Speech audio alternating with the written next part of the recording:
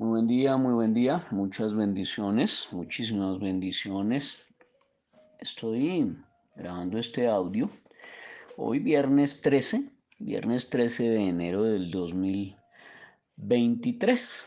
Viernes 13 de enero de 2023. Son las 11:50 de la mañana, 11:50 de la mañana. Para quienes no me conocen y porque sé que los rectores, coordinadores, orientadores y profesores que están en los grupos de capacitación gratuita que dirijo, que son 12 grupos más o menos estamos hablando de unas 5.400 personas en los 12 grupos, más o menos, grupos de WhatsApp. Para quienes no me conocen y no habían escuchado alguna vez un audio, mi nombre es Joshua Elaya Germano, soy perito experto en legislación educativa hace 17 años. Hace 17 años soy perito experto en legislación educativa y adicional a ello soy autor de 3 libros en el tema de legislación educativa, 3 libros. Legislación Educativa 2020, 2021, 2022 y para este año espero escribir otros dos que ya vienen en camino, ya estoy redactando y consiguiendo información. Y pues he dictado 3.112 conferencias he dictado, seminarios y capacitaciones. Siempre que me llega un casito así como chévere, interesante, que yo le veo de dónde coger, que tiene carnecita, me gusta compartirlo con los profes, con los docentes, con los educadores, para orientarles. Y me llegó un caso muy chévere que me pareció bonito de trabajar y un caso interesante de revisar. Entonces yo primero en este audio pues les voy a generar el contexto. Eh, Les voy a contar el caso, les voy a generar la casuística y después de que le genere la casuística entonces le voy desglosando paso a paso los conceptos jurídicos. Aquí yo no voy a hablar de mis criterios personales, ni de yo opino, ni de yo creo, ni de yo pensaba. No, aquí eso no cabe. Mm, Simplemente me voy a regir por lo que dice la norma y usted tiene sentido común, usted tiene comprensión y entonces usted tiene crítica y sana lógica. Entonces usted sacará sus propias conclusiones. Yo no voy a generarle conclusiones mediatas, ni sesgadas, ni propias, ni mías, sino simplemente le doy las pautas jurídico-legales y usted saca su propia conclusión. Entonces, sin más preámbulo, me voy a sumergir en la casuística. Es un caso de un rector que me llama y me dice: Joshua, tengo este caso con un estudiante de 12 años que él dice que el estudiante de 12 años le comentó allí, repito la edad, 12 años, 12 años, que él le comentó a la orientadora escolar desde el año pasado, o sea, cuando tenía 11 años, pues que su inclinación sexual era homosexual, que él era homosexual, que él es un niño homosexual de 11 años.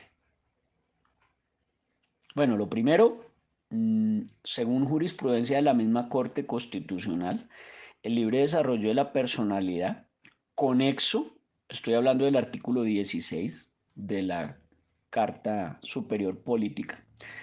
El artículo 16 de la Constitución habla del libre desarrollo de la personalidad. Y cuando habla del libre desarrollo de la personalidad, pues dice que es que la persona se puede autodeterminar y tomar sus propias decisiones, pero que sobre esas decisiones él asumirá las consecuencias. Eso es lo que dice la norma, eso no me lo invento yo. Dice la Constitución Política de Colombia en su artículo 16: todas las personas tienen derecho al libre desarrollo de la personalidad, sin más limitaciones, o sea que no es un derecho absoluto como venden por ahí hablando basura. He escuchado más de uno, y jurista, abogado, con título y tarjeta, diciendo que el libre desarrollo de la personalidad es absoluto. Y también por ahí hay algunos asesores de secretarías de educación que no saben ni dónde están parados, hablando pendejadas de que el libre desarrollo de la personalidad es un derecho absoluto. Pues yo tengo que desmentir eso. Todas las personas tienen derecho al libre desarrollo de la personalidad. Sin más limitaciones, pero cuando le dice a usted sin más limitaciones, aplique la comprensión de la lectura. O sea que hay limitaciones. Y al haber limitaciones, existir limitaciones, pues no es un derecho absoluto. ¿Cuáles son esas limitaciones?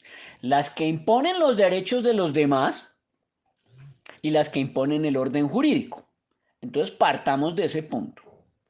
El libre desarrollo de la personalidad no es absoluto y se tiene que sujetar a los derechos de los demás, o sea que yo no puedo coercitar, constreñir, inducir, estimular y tampoco me puedo pasar por la faja del orden jurídico. O sea que yo como mayor de 14 años, que ya cometo infracciones de ley o cometo delitos, mayor de 14 años, que ya cometo infracciones de ley o cometo delitos, yo no puedo inducir, coercitar, constreñir o estimular e imponer mis derechos sobre los derechos de los demás y pretendiendo pasarme por la faja o pasar por encima del orden jurídico. Entonces aquí es donde empieza el desglose complejo. Entonces, en esta casuística, el estudiante cuando tenía 11 años le dice a la orientadora del colegio que él es abiertamente homosexual. Su mamá, la mamá de este estudiante, le aprueba esa condición, pero hay que aclarar aquí que no se puede hablar de homosexuales, lesbianas, transexuales, intersexuales y bisexuales. Jurídicamente hablando, no se puede hablar de esa connotación cuando son menores de 14 años. Entonces, lo que ha dicho la Corte Constitucional es que se puede hablar de esa libertad de género, cuando son mayores de 14 años. Antes no, porque todavía no tienen la conciencia plena ni de sus actos, ni de sus acciones, ni de sus actuaciones y demás. Entonces, en este caso, jurídicamente hablando, y según la jurisprudencia, con efecto vinculante de la Corte Constitucional, pues no podemos estar hablando de ninguna manera de niños menores de 14 años que sean homosexuales o lesbianas, transexuales, intersexuales, bisexuales u otros. Entonces, en ese orden de ideas, el estudiante empieza a manosear y a coger y a tocar a otros estudiantes. Ahí viene el problema. Viene el problema, ¿por qué? Porque si él, bien es cierto, tiene el libre desarrollo de la personalidad y la autonomía para declararse a sí mismo y autodeterminarse y autopercibirse como abiertamente homosexual a los 12 años, de ninguna manera eso es una patente de corso o de ninguna manera eso le acredita o le brinda un derecho para inducir, coercitar, constreñir y estimular a otros menores de 14 años a ser homosexuales o lesbianas o transexuales o intersexuales o bisexuales. ¿Por qué? Porque hay una limitación que se le impone, que son los derechos de los demás. Y otra limitación que se llama el orden jurídico, que para este caso es la Ley de Infancia y Adolescencia, el Código Penal y el Código Civil, que es lo que vamos a desglosar en este audio para que usted comparta con sus colegas y contactos. Entonces, ¿qué sucede? Repetimos por última vez. La Constitución Política de Colombia, en su artículo 16, que habla del libre desarrollo de la personalidad, dice que todas las personas tienen derecho a su libre desarrollo de la personalidad, pero que el libre desarrollo de la personalidad tiene unas limitaciones. Limitación número 1, la que le imponen los derechos de los demás. Limitación número 2, la que impone el orden jurídico. Entonces a este estudiante le llaman la atención y se le aclara que su condición abiertamente homosexual, que la avala su mamá, la mamá del estudiante, pues que se le va a respetar, a pesar de que eso no es lo que dice la Corte Constitucional, pero pues que se le va a respetar su supuesta o su presunta condición abiertamente homosexual, así tenga 12 años. Entonces se le advierte que no es su condición, aclaro, no es su condición de homosexual la que se está sancionando. Lo que se está sancionando es que él está induciendo, coercitando, constriñendo y estimulando a otros compañeritos del salón en tocamientos.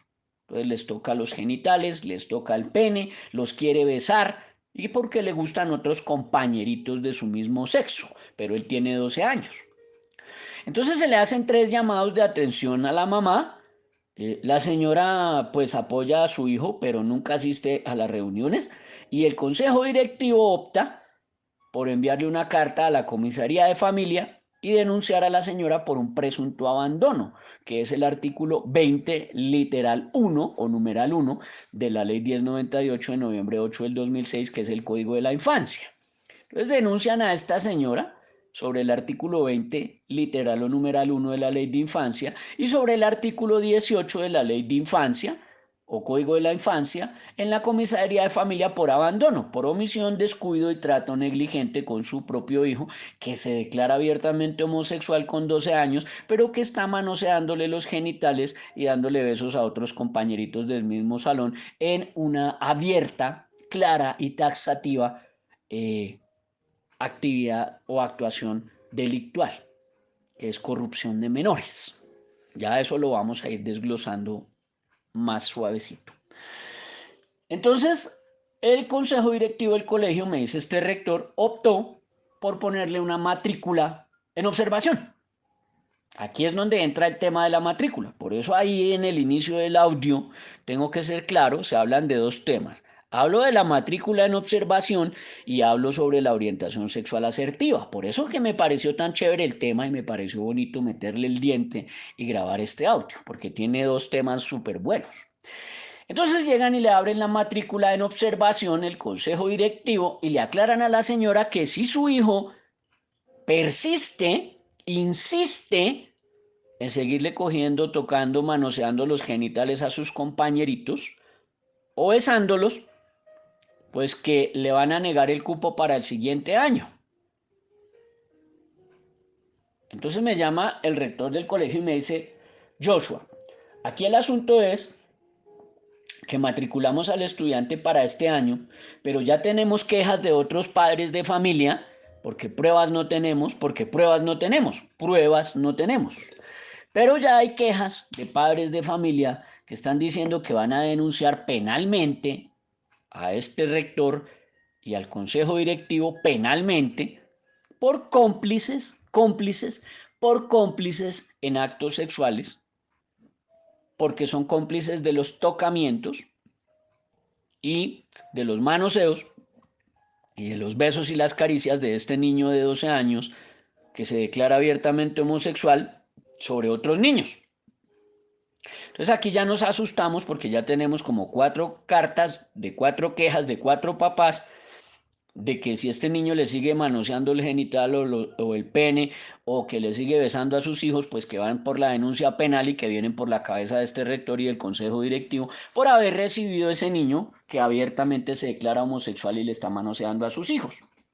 Entonces el consejo directivo optó por matricularlo porque no se le puede negar el derecho a la educación y lo matriculamos, Joshua, pero lo matriculamos con matrícula en observación. De que si volvía a tocar a algún otro menor o a besar a algún otro menor, pues que le cancelábamos la matrícula. Ese es el contexto de la casuística. Entonces vamos a empezar a desglosarlo. Ya me entendió usted el caso. El niño le gusta manosear y acosar, inducir, constreñir, estimular e inducir a otros compañeritos a su homosexualismo y les toca los genitales y los besa. Tiene 12 años. O sea que no es penalmente responsable. Ahí en ese caso responderían los papás, pero eso lo voy a explicar más adelante. Pero el colegio toma la decisión por consejo directivo de matricularlo con una matrícula en observación. Recuerde que ya no existe la matrícula condicional. La Corte Constitucional desde el 2015 en un fallo de tutela de revisión, estableció que la educación no se condiciona. Entonces no puede existir una matrícula condicional, sino que puede existir es una matrícula en observación. O sea que se observa el comportamiento del estudiante y si mejora, pues se le quita la matrícula en observación, pero si decae, persiste, insiste, entonces se le puede negar el cupo para el siguiente año o incluso cancelar la matrícula. Entonces aquí es donde entramos ya en el desglose bien específico. Lo primero que le tengo que aclarar, usted no puede matricular a un estudiante con matrícula en observación de entrada. Repito, usted no puede matricular a un estudiante con una matrícula en observación de entrada. ¿Por qué? Desglosemos. Porque la ley 115 del 94, Ley General de Educación, en su artículo 95, habla de la matrícula y leo taxativo. La matrícula es el acto que formaliza la vinculación del educando al servicio educativo. La matrícula se realizará por una sola vez y se realiza al ingresar al alumno a un establecimiento educativo y se pueden establecer renovaciones por cada periodo académico. Es decir, que la matrícula es una, pero se renueva cada año y al renovarse cada año, pues es un contrato civil con efecto contractual anual. Luego usted no puede traer de otro año a este para condicionarlo, porque sería violatorio y discriminatorio para el estudiante. Es decir, usted le está reviviendo etapas fenecidas, porque el contrato civil contractual que el padre de familia estableció fue por un año lectivo, y usted le quiere revivir ese contrato para venir y condicionarle o supeditarle o impedirle arrancar de cero en un contrato. Entonces ahí estamos mal. Y por otro lado, el artículo 201 de la ley 115 del 94, que va ligado conexo y de la mano con el artículo 95 que le acabo de leer, el 201 de la ley 115 del 94 habla de la matrícula de los alumnos en los establecimientos educativos privados. Y dice que de acuerdo con lo dispuesto en el artículo 95 de la presente ley, los establecimientos educativos privados podrán renovar la matrícula de los alumnos o educandos para cada periodo académico mediante contrato que se regirá por las reglas del derecho privado. Hay la diferencia entre una matrícula de un colegio privado y la matrícula en un colegio oficial, que las matrículas de los colegios privados se rigen es por las reglas del derecho privado. Entonces dice aquí que el contrato deberá establecer, está hablando del contrato civil con efecto contractual. El contrato deberá establecer, entre otros, los derechos y las obligaciones de las partes y las causales de terminación de ese contrato y las condiciones para su renovación. Es decir, que es mucho más fácil para el colegio privado determinar si matricula o no a un estudiante para el siguiente año. Pero también explica aquí el artículo 201 de la ley 115 del 94, que será parte integrante del contrato el proyecto educativo institucional o PI y el reglamento interno o manual de convivencia de cada establecimiento educativo.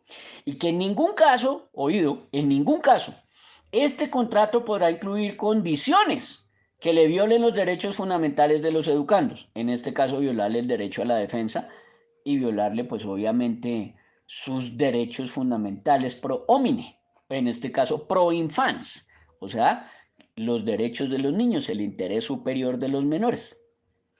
Y por supuesto, pues está estableciendo una culpabilidad tácita que no se le puede generar al estudiante, porque nadie puede ser culpado sin haber seguido un debido proceso.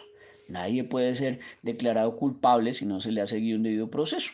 Entonces hay que hacer un conducto regular y un debido proceso, que en este caso pues no lo han hecho antes de la matrícula y cómo lo van a hacer. Por eso inmediatamente usted matricula no le puede poner una matrícula en observación.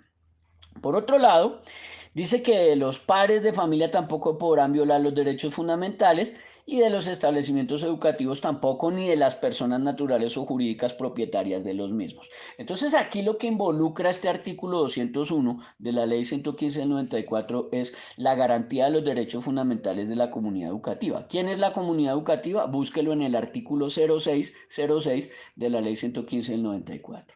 De ahí nos pasamos a una responsabilidad que no se pueden saltar, que no se pueden obviar, que no se pueden deshacer los rectores. La ley 1098 de noviembre 8 del 2006 en su artículo 44 en sus literales 4 y 5, habla de las obligaciones complementarias de las instituciones educativas y dice que los directivos y docentes de los establecimientos académicos y la comunidad educativa en general pondrán en marcha mecanismos para, y entonces ahí llega y le dice qué es lo que tienen que empezar a generar esos mecanismos para establecer qué. Y dice, establecer la detección oportuna y el apoyo y la orientación en casos de malnutrición, de maltrato, de abandono, de abuso sexual, violencia intrafamiliar y explotación económica y laboral. Y por supuesto, las formas contemporáneas de servidumbre y esclavitud, incluidas las peores formas de trabajo infantil. Pero el cuarto y el quinto es el que me interesa y dice que el rector y la comunidad le tienen que garantizar a los niños, niñas y adolescentes que estén matriculados el pleno respeto a su dignidad, su vida, su integridad física y moral dentro de la convivencia escolar. Sobre este artículo es que penalmente, de la mano de este artículo, penalmente, sobre el artículo 25 del Código Penal y el artículo 18 de la Ley de Infancia, más este 44 literal 4, es que van a demandar, van a denunciar a este rector porque no le está garantizando a los niños, niñas y adolescentes matriculados el pleno respeto a su dignidad ni a su integridad física y su integridad moral dentro de la convivencia escolar, porque hay un estudiante abiertamente homosexual que tiene 12 años que les toca el pene y que los besa y que los induce, constriñe, estimula, induce y coercita a su condición homosexual de otros niños menores de 14 años. Ahí empieza lo delicado porque entonces van a demandar al rector y van a demandar al consejo directivo por no tomar cartas en el asunto, o sea, ser cómplices en omisión. Cómplices en omisión. Recuerde que el artículo 25 del Código Penal dice que el delito se comete por acción o por omisión y eso lo vamos a ver más adelante. Por otro lado, eso en lo penal. En lo civil, el Código Civil colombiano genera una obligación de cuidado o de cuido que está en el artículo 2347 del Código Civil colombiano y que la Corte Constitucional en una sentencia que es la C de Casa 423 del 2006, que usted la busca en internet y es gratis, repito, sentencia C de Casa 423 de 2006, habla expedito de ese tema de la responsabilidad por el hecho ajeno y la responsabilidad por el hecho ajeno en sus elementos. Entonces el artículo 2347 del Código Civil colombiano, leo taxativo, dispone que toda persona es responsable no solo de sus propias acciones para el efecto de indemnizar el daño, sino del hecho de aquellos que estuvieran a su cuidado. En tal sentido, se establece una forma de responsabilidad por el hecho ajeno de carácter excepcional, que está basada en que se presume la culpa mediata o indirecta del responsable. De allí que los padres sean responsables solidariamente del hecho de los hijos que habitan en su misma casa. De ahí que el tutor o curador es responsable de la conducta del pupilo que vive bajo su dependencia o su cuidado o cuidado. De ahí que los directores de los colegios y las escuelas responderán del hecho de los discípulos mientras estén bajo su cuidado. Por eso es que van a denunciar penalmente a este rector y a su consejo directivo por ser cómplices por omisión de que este estudiante de 12 años, que se declara abiertamente homosexual, le toque los genitales y bese sin su autorización o permiso a otros menores de 14 años, lo que constituye flagrantemente delito, pero lamentablemente no tienen las pruebas.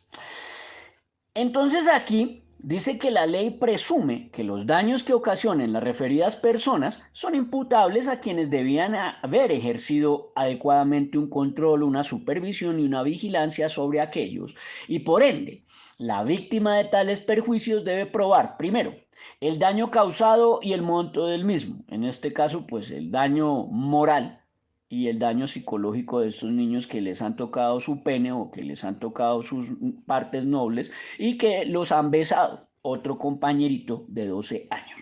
Segundo, la imputación del perjuicio al director responsable. Entonces, ¿cuál es el delito? Injurias por vías de hecho o actos sexuales abusivos. Eso es lo que hay que definir. Y eso lo define es el fiscal y el juez y que este último se encuentre bajo el cuidado o responsabilidad de otro, ya sea por un mandato legal o por un vínculo contractual. Y en este caso aplican los dos. Los profesores, en este caso el rector es el que firma la matrícula, o sea que él está por mandato legal, porque la educación es un derecho fundamental, y por vínculo contractual, porque la matrícula es un contrato civil con efecto contractual. Ay, que de dónde se inventa usted que la matrícula es un contrato con efecto contractual o de naturaleza civil. Pues no me lo invento yo. Lo dice la Corte Constitucional en sentencia T de tutela 612 de 1992, que es la ratio en ese tema, y dice que al momento de matricularse una persona en un centro educativo está celebrando por ese mismo acto un contrato de naturaleza civil y que un contrato es un acuerdo de voluntades para crear obligaciones. Repito, sentencia ratio, Corte Constitucional, T de tutela 612 de 1992. Luego salió otra sentencia que es la T de tutela 366 de 1997 y reseña la Corte Constitucional Leo Taxativo que la exigibilidad de esas reglas mínimas al alumno, o sea, el manual de convivencia, resulta acorde con sus propios derechos y perfectamente legítima cuando se encuentran consignadas en el manual de convivencia escolar, que él y sus acudientes firman al momento de establecer la vinculación educativa. Está hablando del principio de legalidad y está hablando del principio de taxatividad de las normas. Lo que no está escrito en el manual no existe para algunos y aquellos asesores jurídicos de secretarías de educación que salen con el cuento y la basura de que no, que eso no necesita estar en el manual de convivencia consignado, que porque eso es así. No, señor. La Corte Constitucional en sentencia T de tutela 366 de 1997 dice que esa exigibilidad de esas reglas mínimas al alumno resulta acorde con sus propios derechos y perfectamente legítima es cuando se encuentran consignados en el manual de convivencia escolar, que él como estudiante y sus acudientes firman al momento de establecer la vinculación educativa. O sea que si no se encuentra por escrito, viola el principio de taxatividad, viola el principio de legalidad y viola, por supuesto, el derecho a la defensa y el conducto regular y el debido proceso del estudiante. Prosigue la Corte Constitucional en esa sentencia de tutela 366 del 97, señalando que nadie obliga al aspirante a suscribir ese documento y nadie obliga al estudiante a integrar el plantel.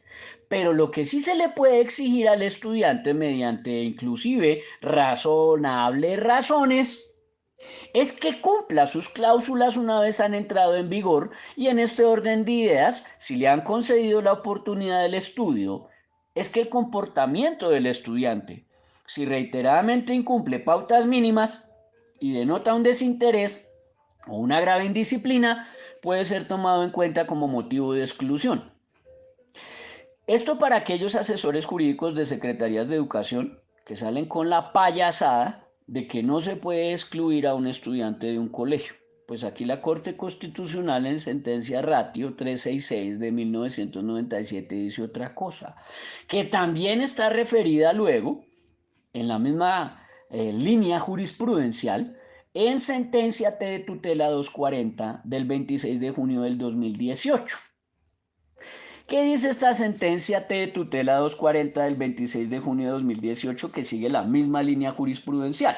En su numeral 4.2 de las consideraciones dice que así en la sentencia T de tutela 859 del 2002, la Sala Séptima de Revisión de la Corte Constitucional sostuvo que, primero, estos documentos ostentan las características propias de un contrato de adhesión. Está hablando de los manuales de convivencia y las matrículas. Segundo, que representan las reglas mínimas de convivencia escolar. Y tercero, que son la expresión formal de los valores, ideas y deseos de la comunidad educativa que está conformada por las directivas de nuestra institución, sus empleados, los estudiantes y los padres de familia. Y que también esta condición está reconocida expresamente por la Ley General de Educación en su artículo 87. Pero hace una claridad específica, leo taxativo. Sin embargo, la misma norma señala que para que dichos manuales de convivencia sean oponibles, o sea, tutelables, y exigibles, o sea, que usted está imputando, o sea, el principio de tipicidad de las faltas, conexo ligado de la mano con el principio de taxatividad. Pues que para que esa norma se aplique, los mismos deben ser conocidos y aceptados expresamente por los padres de familia y los estudiantes, que eso ocurre el día en que firman la matrícula. Luego en otra sentencia que es la T de tutela 944 del 2000, la Corte Constitucional decidió una tutela acerca de una menor a la que no se le permitió matricularse al curso siguiente para el año lectivo que seguía porque manifestaba en su observador de alumna continuas faltas de disciplina. Y en este caso, la Corte Constitucional manifestó que no era suficiente que una conducta apareciera claramente determinada como una falta, estamos hablando del manual, para concluir de manera inmediata que con eso se respetaba el principio de legalidad implícito en las garantías del debido proceso, sin que apareciera taxativo dentro del manual de convivencia escolar, y que ello era causal de no matrícula al año siguiente y sin ameritar ni acreditar el debido proceso respectivo. ¿Qué traduce? Que en el manual de convivencia no estaba claro, preciso y taxativo por qué razones se negaba el cupo. Allí se violó el debido proceso respectivo porque no se acreditó, no se ameritó el por qué le negaban el cupo para el año siguiente y les tocó recibirla. Leo taxativo. Y adicionalmente el tribunal, es decir, la Corte Constitucional, ha señalado estrictos límites sobre la potestad sancionatoria, considerando que la misma se restringe a escenarios determinados y debe obedecer al debido proceso. Sentencia T de tutela 944 del 2000 Corte Constitucional. Luego viene de la mano ligada y conexa otra jurisprudencia, que es la Corte Constitucional pronunciándose en la sentencia T de tutela 341 de 1993. En esta dice taxativo la Corte: considera la Corte Constitucional que quien se matricula en un centro educativo contrae por ese mismo hecho unas obligaciones que debe cumplir, de tal manera que no puede invocar el mentado derecho para excusar las infracciones en que incurra y en cuya virtud no se permite el quebrantamiento de los derechos constitucionales del educando, pero tampoco se va a favorecer la irresponsabilidad de éste. Sentencia T de tutela 341 de 1993 para aquellos asesores jurídicos de secretarías de educación y algunos orientadores de colegio que salen con el cuento de que no, que el derecho a la educación es absoluto y que no se puede sacar al estudiante del colegio. Pues ahí les están respondiendo todo lo contrario. Por otro lado, hay unos deberes que deben cumplir los padres de familia. En este caso, los deberes de los padres de familia se le conectan, se van conexos, se van ligados y de la mano a la mamá de este estudiante de 12 años que se declara abiertamente homosexual y que en su condición cree que le puede tocar los genitales y el pene a los demás compañeritos de salón y darles besos. Entonces el decreto 1075 de 2015 o DURCE, en su artículo 2.3.4.3 o artículo 2343, habla de los deberes de los padres de familia y dice taxativo: con el fin de asegurar el cumplimiento de los compromisos adquiridos con la educación de sus hijos, le corresponden a los padres de familia los siguientes deberes. A. Matricular oportunamente a sus hijos en establecimientos educativos debidamente reconocidos por el Estado y asegurar su permanencia durante su edad escolar obligatoria. Aquí tengo que abrir un paréntesis. La edad escolar obligatoria son los 5 a los 15 años. Son los 5 a los 15 años. Yo no sé de dónde sacan algunas secretarías de educación la basura mentirosa. Sí, así se llama, basura mentirosa. La basura mentirosa de que tienen que haber estudiantes de 17 y 18 años y 19 años en colegios normales. Cuando la educación, artículo 67, superior constitucional, dice que la educación será obligatoria entre los 5 y los 15 años. Ahí no dice que será obligatoria entre los 5 y los 17, ni obligatoria entre los 5 y los 19 y los 20 y que tengan mayores de edad mezclados con menores de edad en un salón. Eso no lo dice la Constitución y tampoco el Código de la Infancia. No sé de dónde se inventan eso. Hay que el derecho a la educación, sí, el derecho a la educación no es absoluto. ¿Quién le dijo a usted que es un derecho absoluto? Los derechos absolutos en Colombia no existen. El único derecho absoluto que existe en Colombia es el artículo 11 de la Constitución, el derecho a la vida. Dice que será inviolable. Yo no sé qué entienda usted por inviolable, pero yo entiendo inviolable es que no se puede violar. O sea que es el único derecho absoluto en Colombia y es el que más viola. En el literal C del decreto 1075 de 2015, artículo 2343, que es el que me interesa, dice taxativo: cumplir con las obligaciones contraídas en el acto de matrícula y en el manual de convivencia para facilitar el proceso educativo. Entonces aquí le tocaba a la madre de familia de este estudiante de 12 años que se declara abiertamente homosexual, pues cumplir con las obligaciones que contrajo en el acto de matrícula, es decir, asistir a las citaciones cuando la llamaban para hacerle el reclamo de que su hijo le estaba tocando los genitales y besando a sus compañeritos. Y la señora nunca aparecía. Pero sí apareció ahorita poniendo la queja en la Secretaría de Educación de que le están discriminando a su hijo por homosexual. Pero nunca asistió a las citaciones del colegio.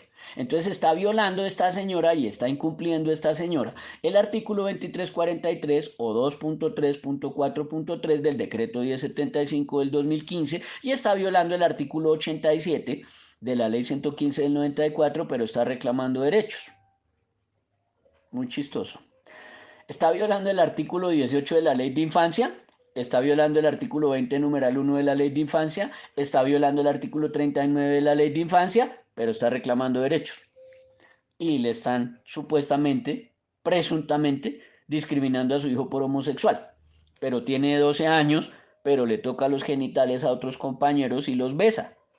Pero le están violando los derechos es a ella y a su hijo. Y él no le está violando los derechos a los otros compañeritos.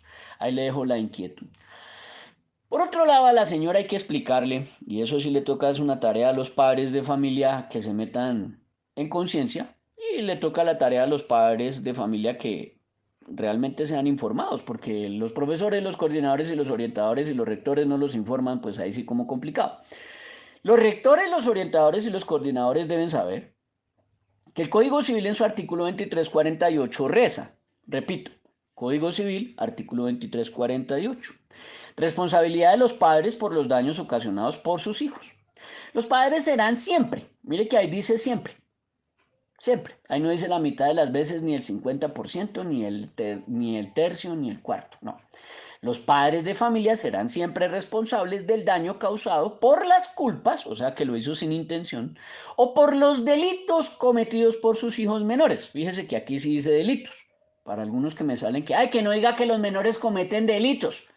No lo digo yo, lo dice el artículo 2348 del Código Civil y lo dice el artículo 139 de la Ley de Infancia. Para algunos ignorantes que me reclaman que yo por qué hablo de que los menores de edad cometen delitos, pues yo lo hablo porque la norma me lo establece taxativamente. Que le hayan cambiado el término en la Ley de Infancia por infracciones de ley, pues usted vaya y venga.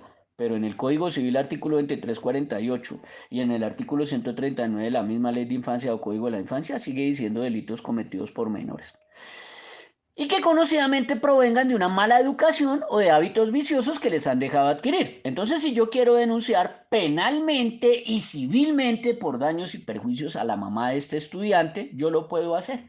Porque este estudiante le está tocando el pene y está besando a mi hijo menor de 14 años y eso proviene de una mala educación o de un hábito vicioso que su mamá le ha dejado adquirir. La mamá no se ha sentado con su hijo en una orientación sexual asertiva y le ha dicho, papi, tu condición homosexual te la tienen que respetar, no te pueden hostigar, ni discriminar, ni segregar. Pero tú, papi, también según el artículo 15 de la Ley de Infancia, artículo 15 de la Ley de Infancia, artículo 15 de la Ley de Infancia, tienes unos derechos, pero también tienes unos deberes. Tus deberes, hijo, es que no tienes por qué tocarle el pene a tus compañeros menores de 14, ni tienes por qué besarlos a la fuerza, ni inducirlos, ni constreñirlos, ni estimularlos, ni inducirlos a que sean homosexuales, porque te van a poner una denuncia que me va a recaer es a mí como mamá porque me van a aplicar el artículo 142 de la Ley de Infancia y Adolescencia y yo soy la que voy a responder. Eso es lo que tiene que hacer la señora mamá responsable que no ha hecho. Entonces el artículo 2348 la pone a responder y el 25 del Código Penal la pone por cómplice. El 25 del Código Penal la pone por cómplice. ¿En cuáles delitos? Pues allí tendríamos que mirar dos delitos. Uno que está consagrado en el Código Penal, que es el artículo 226, que se llaman injurias por vías de hecho. Y dice que en la misma pena prevista en el artículo 220 incurrirá el que por vías de hecho agravie a otra persona. Entonces ese agravio a otra persona incluye las insinuaciones sexuales o las gesticulaciones con las manos o con la boca, los roces de única ocasión y también hay jurisprudencia que ha dicho que mostrar los genitales a otra persona, en este caso mostrarle los genitales a sus compañeros, mostrarle los senos o mostrarle la vagina o mostrarle el pene o bajarle la sudadera a otros compañeros en hechos de burla y de bullying y de acoso escolar o matoneo, eso es un delito que se llama injuria por vías de hecho. Ojalá tengan más de 14 años y verá. Ojalá tenga más de 14 años, se pare delante de los estudiantes de su mismo salón y se baje la sudadera o el pantalón mostrándole su genital.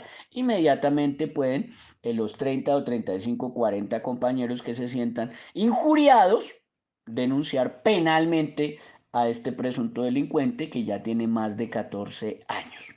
Ese es el primer delito, injuria por vías de hecho. Y hay un segundo delito un poco más grave que está en el Código Penal taxativo en el artículo 209, que se llaman los actos sexuales con menor de 14 años, que es el delito en el cual está incurriendo este menor de 12 años al tocar y besar y manosear a sus compañeritos menores de 14 años, pero que no le van a imputar. Él no es imputable. Él no es imputable.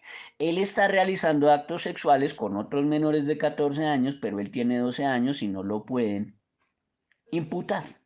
Pero sí a la mamá. Pero sí a la mamá. Ahí está el detalle.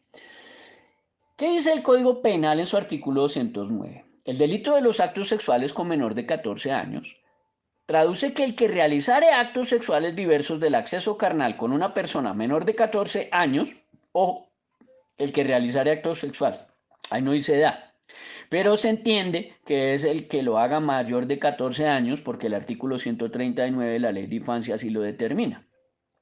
El que realizare actos sexuales diversos del acceso carnal, o sea, no hay un acceso carnal del pene o de un dedo o de algún otro miembro del cuerpo en la otra persona. Y que esa persona sea menor de 14 años, es la primera condición. Estos actos diversos, ha dicho la jurisprudencia, son besos, caricias, manoseos y masturbaciones. Besos, caricias, manoseos y masturbaciones. Y en alguna jurisprudencia que leí algún día, que fueran roces lúbricos. Roces lúbricos se entiende, pues lo que llamaban los adolescentes hace 3 o 4 años el tal blugineo, o sea, rozar el pene de él con la vagina de ella en un movimiento sexual hasta que uno de los dos o los dos llegaban al orgasmo, el tal blugineo en menores de edad que ocurría en los baños de los colegios. Esos son actos sexuales con menor de 14 años. Pero también tiene otra connotación, otro verbo rector, que es en su presencia. O sea, que lo hagan mayores de 14 años delante de los menores de 14 años, o sea, los niños menores de 14 años presencien o vean cuando mayores de 14 años se besan, se acarician, se manosean o se masturban de manera inadecuada, o sea, en su presencia. O que los induzca a prácticas sexuales, en este caso la inducción a prácticas sexuales de un mayor de 14 años con una menor de 13, con una menor de 12, con una menor de 11. Este es un violador, es un abusador sexual. Está induciendo a una menor o a un menor de 14 años a prácticas sexuales. Eso para un mayor de 18 años le da para incurrir en prisión de 9 a 13 años de cárcel. Y para un menor entre 14 y 18 años, para un menor entre 14 y 18 años, una tercera parte. Incluso puede ser de 3 años en restablecimiento de derechos. Ahora, ¿de dónde sale esa imputación penal? Pues la imputación penal sale de la Ley 1098 de noviembre 8 del 2006 en su artículo 139, que reza taxativo sistema de responsabilidad penal para adolescentes. Y dice que el sistema de responsabilidad penal para adolescentes es el conjunto de principios, normas, procedimientos, autoridades judiciales especializadas y los entes administrativos que rigen o que intervienen en la investigación y el juzgamiento de delitos cometidos.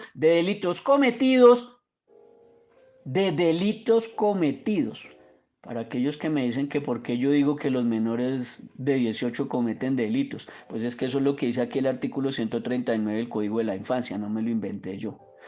Por personas que tengan entre 14 y 18 años al momento de cometer el hecho punible. Por personas que tengan entre 14 y 18 años al momento de cometer el hecho punible. O sea que todo mayor de 14 años que constriña, coercite, induzca, estimule, bese, acaricie, manosee o masturbe a otra compañerita o a otro compañerito sin su consentimiento, está incurriendo en el delito de actos sexuales abusivos con menor de 14 años, si la niña o el niño tiene menos de 14 años. Es el artículo 209 del Código Penal.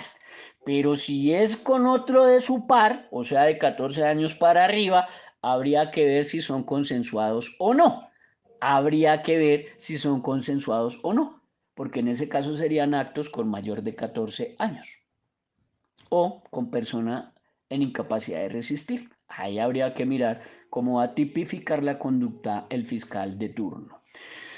Y por otro lado entramos al tema que nos concita. ¿Por qué no se puede imputar ese delito al menor de 12 años que le está tocando los genitales y el pene y besando a los compañeritos del salón del colegio que el rector me hace la consulta, del cual llevamos aquí 45 minutos lo más de chévere? Es el artículo 142 del Código de la Infancia, artículo 142 de la Ley 1098 de noviembre 8 del 2006, que habla de la exclusión de la responsabilidad penal para adolescentes. Pero inicia muy chévere. Sin perjuicio de la responsabilidad civil de los padres o representantes legales, así como la responsabilidad penal consagrada en el numeral 2 del artículo 25 del Código Penal. O sea, traduce, la mamá de este estudiante de 12 años que acaricia, besa, manosea, induce, coercita, constriñe y estimula y besa a otros compañeritos de su mismo sexo teniendo 12 años, hace responsable en lo civil y en lo penal a la mamá sobre el artículo 25 del Código Penal y sobre el artículo 2348 del Código Civil. Entonces dice que las personas menores de 14 años no serán juzgadas ni declaradas responsables penalmente, ni privadas de la libertad bajo denuncia o sindicación de haber cometido una conducta punible. La persona menor de 14 años, en este caso el estudiante de 12 años que se declara abiertamente homosexual, deberá ser entregada inmediatamente por la Policía de Infancia y Adolescencia ante la autoridad competente para la verificación de la garantía de sus derechos y de acuerdo con lo establecido en esta ley. La policía procederá a su identificación y a la recolección de los datos de la conducta punible. Tampoco serán juzgadas, declaradas penalmente responsables ni sometidas a sanciones penales aquellas personas mayores de 14 años, pero menores de 18 años, con discapacidad psíquico o mental, pero se les aplicará la respectiva medida de seguridad. Y estas situaciones deben probarse debidamente en el proceso siempre y cuando la conducta punible guarde relación con la discapacidad, que traduce, los niños con necesidades educativas no van a obedecer a conductas punibles, pero los papás sí. Pero los papás sí. Pero los papás sí. Artículo 25 del Código Penal, acción u omisión, y artículo 2348 del Código Civil. Aquí no dice que se eximen. Por ningún lado dice que se eximen. Ni dice que no se aplicará el artículo 2348 o el artículo 25 en esos casos de niños con necesidades educativas especiales, lo que traduce que siguen respondiendo los papás. Por otro lado, ya vamos cerrando el tema. El Código Penal en su artículo 25 habla de la acción y la omisión. La conducta punible puede ser realizada por acción o por omisión. Acción es cuando usted lo planifica, lo medita, lo estructura. Usted lo planea y lo ejecuta. Y omisión es cuando usted deja de hacer lo que la ley le obliga o lo que la norma le obliga o lo que la jurisprudencia le indica. Y dice que quien tuviera el deber jurídico de impedir un resultado perteneciente a una descripción típica y no lo lleva a cabo estando en posibilidad de hacerlo, quedará sujeto a la pena contemplada en la respectiva norma penal. O sea, el rector que me llama asustado sí tiene la razón de estar asustado, porque él tiene el deber jurídico que le obliga el artículo 18 de la Ley de Infancia, el 44 literal o numeral 4 y 5 de la Ley de Infancia y el artículo 25 del Código Penal, más el 414 para los colegios oficiales. Él tiene el deber jurídico de impedir un resultado perteneciente a una descripción típica, o sea, de impedir que haya actos sexuales abusivos contra los estudiantes y de impedir que existan las injurias por vías de hecho. Pero no lo lleva a cabo estando en posibilidad de hacerlo. O sea, no dice nada en el manual, no tiene un conducto regular, no tiene un debido proceso, no ha hecho la reunión de padres de familia, no cumple con la ley 2025 del 2020, ley 2025 del 2020, ley 2025 del 2020, artículo quinto, parágrafo. Entonces van a denunciar penalmente a este rector por omisión y quedará sujeto a la pena contemplada en la respectiva norma penal, que para las injurias por vías de hecho es de 1 a 3 años, o para los actos sexuales es de 9 a 12, porque ya es mayor de edad. A tal efecto, o sea, ¿cuál condición para ser imputado? Se requiere que la gente tenga a su cargo la protección en concreto del bien jurídico protegido. Pues en este caso aplica para el rector. Él es el agente que tiene a su cargo la protección jurídica de los estudiantes. Artículo 2347 del Código Civil, 18 de la Ley de Infancia y 44 literal 4 de la Ley de Infancia. O sea que ahí entra facilito. Más el 414 del Código Penal con los rectores oficiales. O que se le haya encomendado como garante, pues inmediatamente firma la matrícula. Él es el primer garante de la vigilancia de una determinada fuente de riesgo. Pues la fuente de riesgo es el colegio. Conforme a la Constitución o a la ley, pues conforme a la Constitución, pues artículo 44 de la Constitución y artículo 66, artículo 67, artículo 67, artículo 67 y 68 de la Carta Política o Constitución, derecho a la educación, o a la ley, pues el decreto 1075 del 2015, pues la Ley General de Educación 115 del 94, pues la Ley 1620 del 2013. ¿Qué le dice ahí?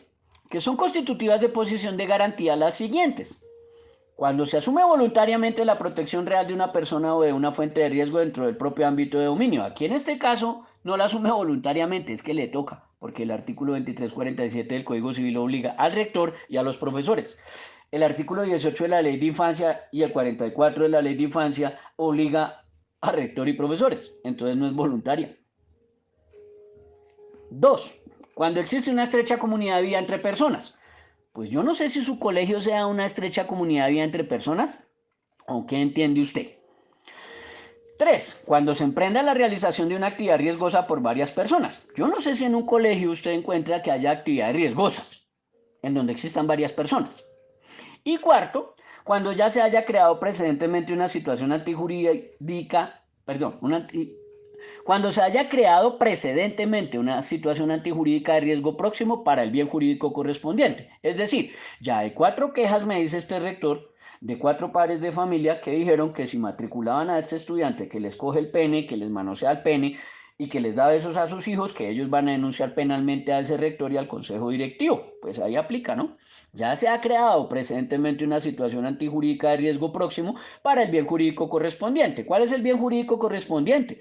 Pues la libertad individual, la formación y la integridad sexuales de los demás compañeros de este estudiante. Ahí tendrá que verse qué define un juez de la República a través del mecanismo de la tutela, si la señora llega a tutelar, porque pues aquí prevalece el interés general sobre el particular si la señora no encamina bien, orienta bien a su hijo de que no tiene por qué estarle tocando el pene ni besando a sus compañeros menores de 14 años. O que los 4 padres de familia en evidencia sí demanden penal y civilmente a la mamá de este estudiante y cumplan con lo que están diciendo. Y me interesa más el parágrafo. Estoy hablando del parágrafo del artículo 25 del Código Penal y con este cierro esta intervención. Dice el parágrafo, los numerales 1, 2, 3 y 4, o sea, los que acabo de leer, se tendrán en cuenta solo en relación con las conductas punibles delictuales que atenten contra la vida y la integridad personal, la libertad individual y la libertad de información sexuales. Creo que más claro no canta un gallo. O sea que sí se puede denunciar por cómplice por omisión a este rector, a ese consejo directivo y a esa madre de familia por los presuntos delitos de complicidad por omisión, si fueran de un colegio oficial por prevaricato, por omisión en los presuntos delitos de injurias por vías de hecho y de actos sexuales abusivos. Conclusión de cierre, lo sancionable no es que el estudiante sea homosexual o lesbiana, intersexual, transexual, bisexual, lo que se quiera el percibir o llamar. Eso no es lo sancionable. Lo sancionable es que induzca, coercite, constriña, estimule o realice tocamientos sobre otros menores sin su consentimiento o sobre otros menores 14 años para abajo. Repito, lo sancionable no es su condición o su género. Su condición homosexual, lesbiana, transexual y intersexual se les debe respetar. Su género que ellos se perciben se debe respetar. Pero ellos también deben respetar a los demás compañeros y respetar el Código Penal en sus artículos 209 y 25. Ellos no tienen por qué inducir, coercitar, constreñir, estimular. No tienen por qué estar mostrando su pene o su vagina o sus partes en injurias por vías de hecho. No tienen por qué estar realizando tocamientos en los genitales de los otros, o besos inadecuados, o masturbaciones o caricias que no son consentidas. Entonces aquí lo sancionable penalmente y civilmente no es su condición o su género.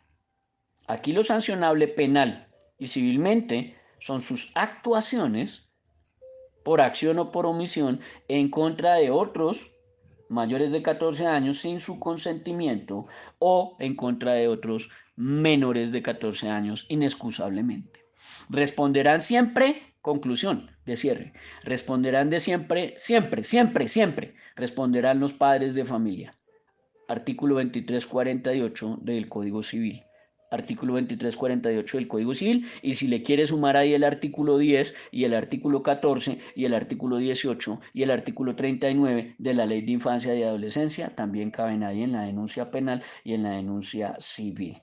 Y por último, recuerden que el testimonio del menor prevalece. El testimonio del menor prevalece por interés superior del menor y por prevalencia de los derechos del menor, que es el artículo 44 superior constitucional, y el interés superior del menor, que es el artículo 08 de la Ley de Infancia o Código de la Infancia, artículo 08. Entonces prevalece el testimonio del menor que diga que el otro le estaba cogiendo los genitales, que lo tiró a besar a la fuerza, que fue sin su consentimiento, que lo está induciendo, coercitando, constriñendo, estimulando a ser homosexual. Y ahí empiezan los enredos. Repito y me despido. Lo sancionable no es su condición sexual. Hay que respetarle su condición y su género. Eso no es sancionable de ninguna manera. Lo sancionable son las actuaciones en actos sexuales abusivos o en injurias por vías de hecho. Tocamientos, inducción, constreñimiento, coerción. Eso sí es lo sancionable. Entonces, ese era el audio que quería compartir con ustedes. Espero que les guste, que sea de su agrado, que lo compartan con los que ustedes consideren que es valiosa esa información. Entonces, importante que usted tenga herramientas, importante que usted tenga el conocimiento. Y bueno, mi audio no es la verdad absoluta, mi audio no es la verdad absoluta, no reclamo la verdad absoluta. Eh, Usted puede tomar lo bueno y deje lo malo. Tome lo bueno y deje lo malo. Tome lo bueno y deje lo malo. Perdón, tome lo bueno siempre, porque la gente a veces se ofende y deje lo malo hablado. No se complique. Vuelvo y le repito, los padres responden siempre. ¿Qué culpa tenerle que decir eso? ¿Qué culpa mía? Vaya culpa al artículo 2348 del Código Civil y más bien vaya a educar a sus hijos de una manera asertiva en la orientación sexual. Ellos pueden ser lesbianas, homosexuales, transexuales, intersexuales, lo que ellos quieran. Se pueden percibir en el género que quieran, pero eso no significa que ellos vayan a inducir, coercitar, constreñir o estimular, tocar, manosear, abusar, violar a otros de sus compañeros. Entonces, tenga mucho cuidado con eso y acuda a una orientación sexual asertiva. Recuerde que todos los menores de 14 años son intocables. Recuerde que todos los menores de 14 años son intocables. Recuerde, los menores de 14 años son intocables.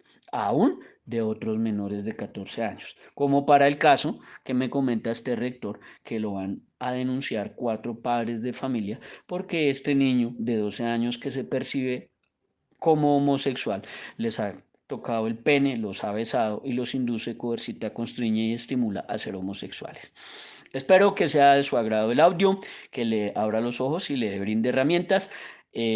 Cualquier información adicional o cualquier asesoría jurídica que usted requiera. Soy perito experto en legislación educativa con 17 años de experticia. Y bueno, Pues tengo dos tutelitas que me revisó la Corte Constitucional.